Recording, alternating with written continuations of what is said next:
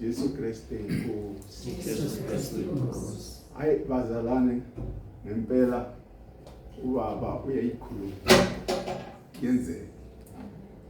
Wayaza inhlobo zami nangena society Alexander nazinga samfoyini hey ngimangaleka kakhulu le veke siphuma kuyo sikuyo ne ya yamkhosi ay bangifuyela abaningi basalana kanti hawu labathi ngakuthi wena uyeke society asayingena yakho hawu Nkosi yami ngempela ubaba uqinisile athi nala abantu abamasakhumbula usukhumbula bazalani ngizokhuluma nangabunye ubufakazi bamfana munye I'm sure December ne-December bazalani kwaza kwavela indaba yinye umama munye asiyazako usho ukuthi watshela munye umntwana ase problemeni nyana yesikole athi hey ma ufuna ukusizeka mama ukuthi sisi wakhe namtshela ukuthi ngendlela umntanakho asiproblemeni unless ukhulume nabakamabasa abathandazanya mara enhle mina angisayizwisisi into leyo yakuthandaza nabo ngakuthi bathi kuna sayikhuluma ilanga linye umfundisi ngitshela bathi kuna masithandaza sithi sithini na masithandaza sithi Satan suka mara thina asikhulumi ngendlela leyo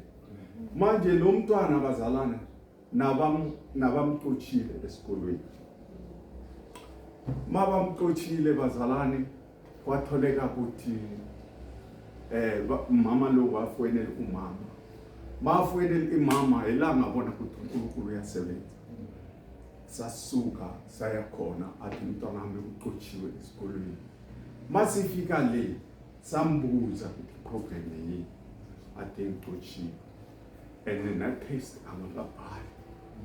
hey bazalana nayikulu indaba leyo bazalane kutsho ukuthi umntwana luya kwakhosta ukuthi simbuze umama wakhe nasi angenile emadragsini and then umntwana lo angeke aphale test umntwana lo ufanele ayahiri hey bazalana sathi okay uyavuma ukuthi uNkulunkulu angakusiza la sambuza ama question namama hayi wavuma mavumile awa sathandaza naye bazalana mara akutsho ukuthi thina angithi sisebenzisa na phone le yakababa le simqumanisa neNkulunkulu baba ma akhuluma lapha phone sawe yasacela sathi ihearing kuselibala ngamangaki athi 3 days sathu kuseduze kakhulu asiyazi ukuthi kuzovela mana usitshele before siza sothandaza nawe right home ay umama wathatha ifoni leya kamama wakhe